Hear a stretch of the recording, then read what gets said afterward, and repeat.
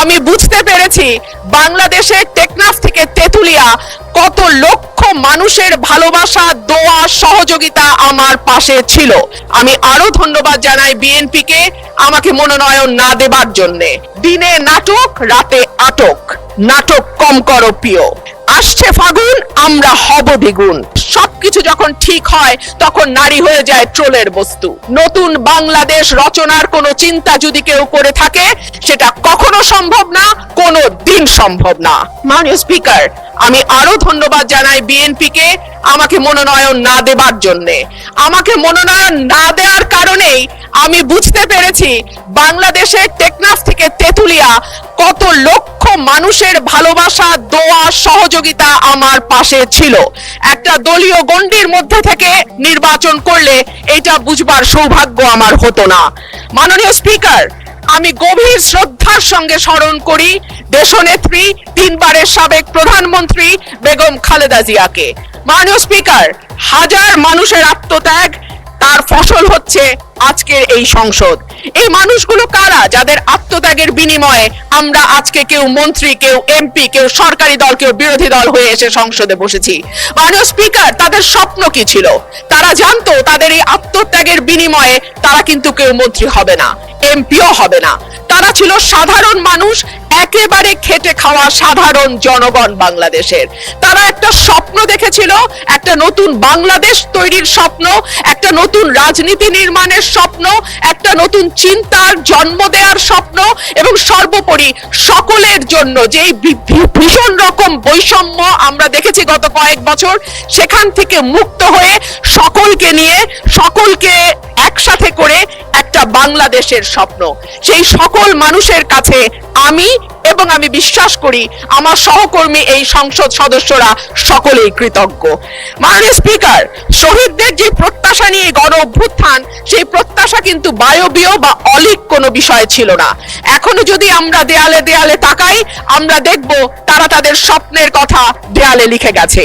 We want justice, কিংবা দেশটা কারো বাপের না, তুমি কে আমি কে, বিকল্প বিকল্প। আসছে ফাগুন, আমরা হব দ্বিগুণ। ষোড় মহাজন, আমরা অনেকজন। Change the rules, be a voice not echo. দিনে নাটক, রাতে আটক, নাটক কম করো প্রিয়। হামাক ব্যাটাক মারলু কেন? এমন হাজার প্রশ্ন, লক্ষ জিজ্ঞাসা।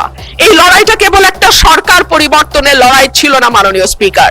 যেই কথাটি আমি বলেছি, একটা স্বপ্ন, একটা নতুন বাংলাদেশ, সকলকে নিয়ে সকলের বাংলাদেশ গঠন করবার একটা স্বপ্ন নিয়ে এই গণ অভ্যুত্থান হয়েছিল। মাননীয় স্পিকার, আমরা স্বপ্ন দেখেছিলাম ধর্ম, বর্ণ, জাতিগোষ্ঠী বা লৈঙ্গিক পরিচয়ের ভিত্তিতে কাউকে অপর বা আদার করে দেয়া হবে না।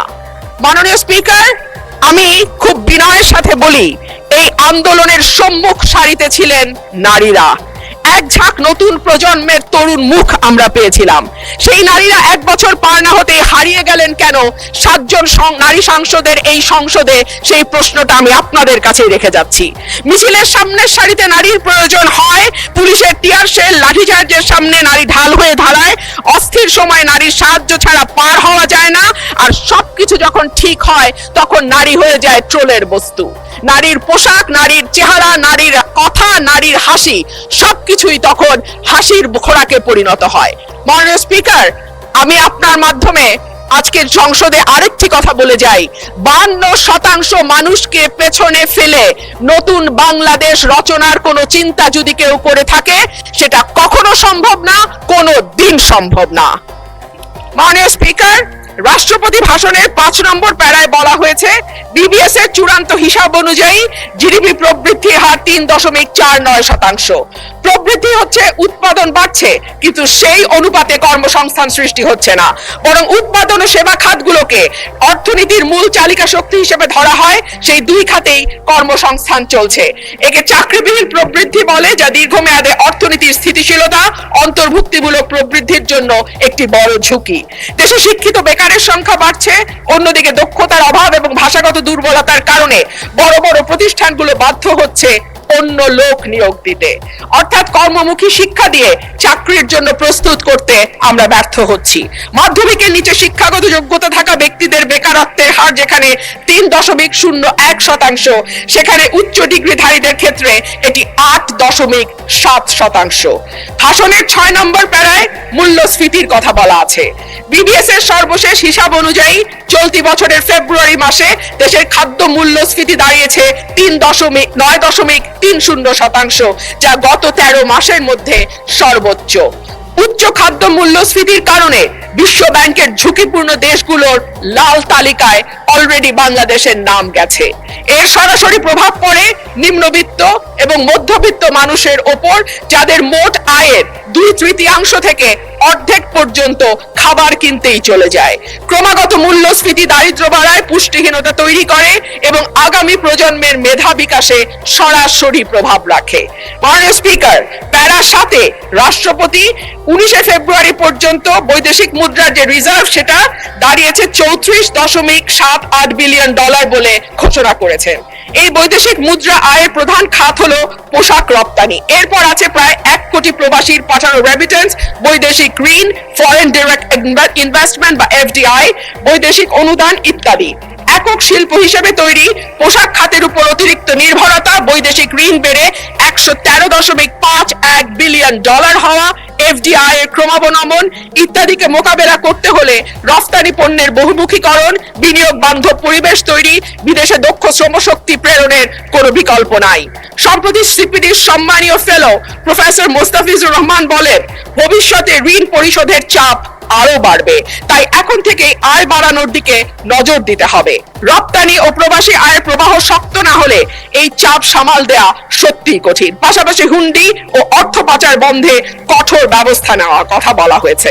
গত 15 বছরে দেশ থেকে যে বিপুল পরিমাণ টাকা পাচার হয়েছে, যার পরিমাণ কেন্দ্রীয় ব্যাংকের হিসাব মতে $23,400 কোটি, সেটি ফেরত আনা না গেলে কিংবা ব্যাংক খাতে থাকা 6 লক্ষ কোটি টাকার খেলাপি ঋণের পরিমাণ কমিয়ে আনা না গেলে অর্থনীতির পুনরুদ্ধারের কোনো পরিকল্পনাই কাজে আসবে না। পাচারকৃত টাকার 75% যায় ওভার এন্ড আন্ডার ইনভয়েসিং এর মাধ্যমে। গত 10 বছরে এই ওভার এন্ড আন্ডার ইনভয়েসিং এর মাধ্যমে পাচার হয়েছে $68 বিলিয়ন। সুতরাং এই মিথ্যা ইনভয়েসিং বন্ধ করা না গেলে টাকা পাচারও বন্ধ সম্ভব নয়। মাননীয় স্পিকার, রাষ্ট্রপতি তার ভাষণে বাংলাদেশ ব্যাংক রাষ্ট্রায়ত্ত ও বেসরকারি ব্যাংক, বীমা, আর্থিক প্রতিষ্ঠান ও পুঁজি বাজারের সঙ্গে সমন্বয়ের মাধ্যমে সার্বিক তদারকি উন্নতকরণ, আমানতকারীদের সুরক্ষা নিশ্চিত, খেলাপি ঋণ হ্রাসে গুরুত্ব দেওয়ার কথা বলেছেন। যে কোনো দেশে কেন্দ্রীয় ব্যাংক হলো আর্থিক প্রতিষ্ঠানের নিয়ন্ত্রক সংস্থা, এটি সরকারের ব্যাংক হিসেবে কাজ করে। দক্ষিণ এশিয়ার দেশগুলোর দিকে তাকালে দেখা যায় কেন্দ্রীয় ব্যাংকে প্রিন্সটন বা ক্যালিফোর্নিয়া থেকে PhD করা উচ্চ ডিগ্রিধারী মানুষজন, অভিজ্ঞতা সম্পন্ন লোকজন নিয়োগ পেয়েছেন। অন্যদিকে বাংলাদেশে নতুন সরকার গঠনের পর যিনি নিয়োগ পেয়েছেন তিনি হলেন বিএনপির নির্বাচন পরিচালনা কমিটির সদস্য এবং একজন সোয়েটার ফ্যাক্টরির MD। মাননীয় স্পিকার, আমি আপনাকে অনুরোধ করব আমার সময় 2 মিনিট বাড়িয়ে দিতে। মাননীয় স্পিকার, একই ঘটনা আমরা বিশ্ববিদ্যালয়ের উপাচার্য নিয়োগের ক্ষেত্রেও দেখেছি। সবগুলো বিশ্ববিদ্যালয়ে দলীয় ভিসি, প্রভিসি নিয়োগ দেওয়া হয়েছে। দল করা দূষণীয় কিছু নয়, কিন্তু দল না করলে যদি নিয়োগ না হয় সেটা দুর্ভাগ্যজনক।